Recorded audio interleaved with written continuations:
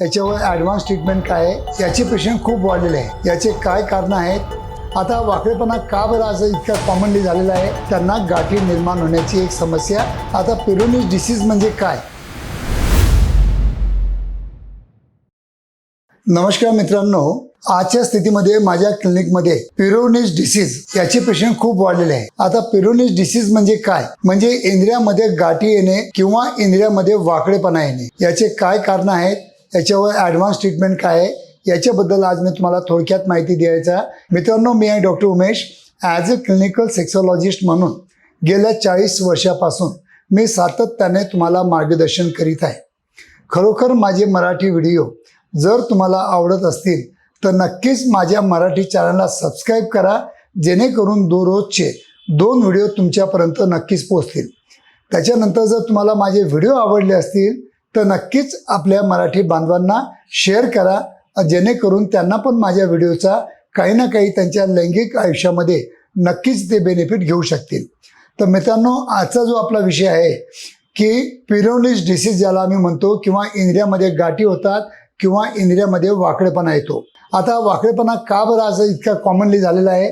कारण की गरजेनुसार जास्त डोस व्हायग्रांचे लोक घेत आहेत आणि त्याच्यामुळं काय होतं की आपल्या इंद्रियामध्ये जे म्हणजे मसल फायबर असतात ते जास्त ताणले जातात आणि ते मूळ जागेवर न चिपकता ते कुठेतरी मध्येच चिपकतात आणि त्याच्यामुळं त्यांना गाठी निर्माण होण्याची एक समस्या खूप मोठी निर्माण होऊन जाते.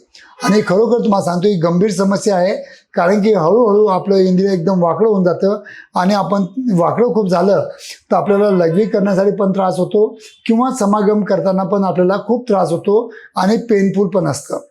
तर अशा वेळेला मी तुम्हाला एक ॲडवाईस करेल की तुम्ही डॉक्टरांना न विचारता तुम्ही व्हायग्रासारख्या गोळ्यांचं सेवन करू नका. 1, प्रमाणापेक्षा जास्त डोजेसमध्ये घेऊ नका. 2, हे तुम्हाला लक्षात ठेवणं आजच्या स्थितीमध्ये खूप गरजेचं आहे. आणि डायबिटिक जर पेशंट असतील किंवा हायपरटेन्सिव्ह पेशंट असतील त्यांना पण वयानुसार इंद्रियामध्ये गाठी निर्माण होऊ शकतात किंवा पेरोनिस डिसीज होऊ शकतं किंवा वाकडेपणा येऊ शकतो. भारत देशामध्ये किंवा जगामध्ये कोणतंही औषध उपलब्ध नाही, हे पण तुम्ही तिथे लक्षात ठेवा. मग त्यासाठी तुम्हाला काय करावं लागेल? त्यासाठी तुम्हाला कंपल्सरी माझ्या क्लिनिकला येऊन ही जी मोडस शॉकवेव्ह थेरपी माझ्या क्लिनिकला मी इंट्रोड्यूस केलेली आहे, तुम्ही गुगलिंग पण करू शकता की शॉकवेव्ह थेरपी फक्त आणि फक्त एकमेव ही पेरोनिस डिसीजसाठी ट्रीटमेंट उपलब्ध आहे. कारण की सर्जरीचा आम्ही तुम्हाला सल्ला देत नाही, सर्जरी खूप कॉम्प्लिकेटेड आहे, म्हणून आम्ही सर्जरी तुम्हाला ॲडवाईस करत नाही. जर तुम्हालाही लिंगामध्ये वाकडपणा येत असेल किंवा लिंगामध्ये गाठी असतील तर तुम्ही केव्हाही माझ्या क्लिनिकमध्ये येऊन या 12 सिटिंगचा कोर्स असतो, हे शॉकवेव्ह थेरपी तुम्ही घेऊन जाऊ शकता.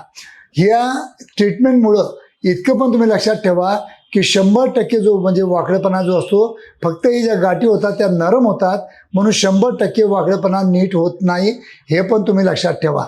काही ना काही वर्ष 2 वर्ष तुमचे चांगले जाण्यासाठी नक्कीच ही शॉकवेव्ह थेरपी आपल्या पेरोनिस डिसीजसाठी नक्कीच आपल्याला मदत करते. तरी मित्रांनो, तुम्हाला किंवा तुमच्या मित्रांना जर इंद्रियामध्ये गाठी असतील किंवा वाकडेपणा आलेला असेल तर नक्कीच शॉकवेव्ह थेरपी ॲडवाईस करा. शॉकवेव्ह थेरपी माझ्या क्लिनिकमध्ये येऊन याचा नक्कीच तुम्ही लाभ घ्या. धन्यवाद मित्रांनो.